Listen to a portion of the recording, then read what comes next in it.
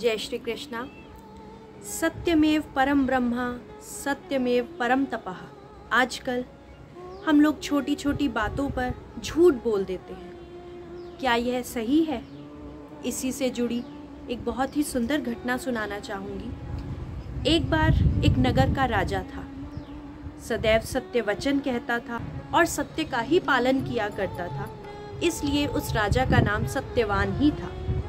एक बार वह सत्यवान अपने बागीचे में टहल रहा था। टहलते टहलते उसने क्या देखा, एक बहुत ही सुंदर स्त्री वहाँ से जा रही थी। उस राजा ने सोचा कि यह मेरे राज्य की तो नहीं दिखती। राजा ने उससे पूछा, देवी तुम कौन हो? उस स्त्री ने कहा, मैं लक्ष्मी हूँ। राजा ने पूछा कि तुम कहाँ जा रही हो? उन्होंने कहा कि मैं इस राजमहल को छोड़कर जा रही हूँ। राजा ने कहा, ठीक है जाइए। कुछ समय पश्चात एक और स्त्री वहाँ से गुजरती हुई दिखी।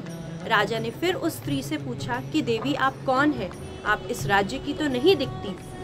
उस स्त्री ने कहा कि हे राजन, मैं कीर्ति हूँ, मैं भी इस राज्य को छोड़कर जा रही हूँ। राजा ने कहा, ठीक है देवी आप भी जाइए। राजा उसी प्रकार वहाँ टहलने लगे। कुछ समय पश्चात उन्होंने एक बहुत ही सुंदर पुरुष को देखा जो वहाँ से जा रहा था। राजा ने उस पुरुष से पूछा कि आप कौन हैं? उस पुरुष ने उत्तर दिया, राजन मैं सत्य हूँ। राजा उस व्यक्ति के समक्ष हाथ जोड़कर खड़ा हो गया। वह कहने लगा कि आपको मैं यहाँ से नहीं जाने दूंगा। कोई भी चला जाए परंतु आप यहाँ से नहीं जाएंगे। राजा सत्य के चरणों में गिरकर प्रार्थना करने लगा कि हे प्रभु आप यहाँ से मत जाइए।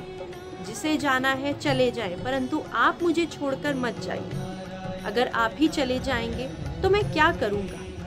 क्योंकि उस राजा को किसी भी चीज़ का कोई लोभ लालच नहीं था। वह तो केवल सत्य का उपासक था। सत्य इतना कहने के पश्चात वहाँ रुक गया। कई दिन बीत गए। कई दिन बीतने के पश्चात रोज की भांति राजा उसी बगीचे में टहल रहा था।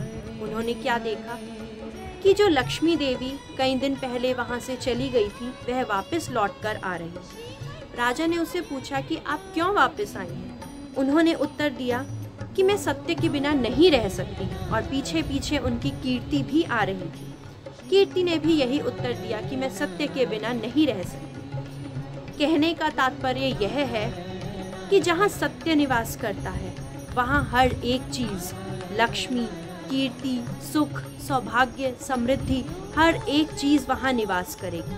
परंतु जहाँ झूठ का आगमन होगा, जहाँ झूठ निवास करेगा, वहाँ धीरे धीरे हर चीज़ चली जाएगी और दरिद्रता आ जाएगी। इसलिए सत्य ही जीवन का आधार होना चाहिए। परमात्मा ही परम सत्य है, जो पहले भी थे, मध्य में भी हैं और सृष्टि के अंत तक भी विराजमान रहेंगे। इसलिए सत्य के उपासक हैं। झूठ के पांव नहीं होते। झूठ बहुत ही जल्दी आता है और सब कुछ तहस नहस करके चला जाता है। हवा की भांति एक झोंके के समान आएगा और सब उड़ाकर ले जाएगा। इसलिए सत्य के उपासक बने। जय श्री कृष्ण।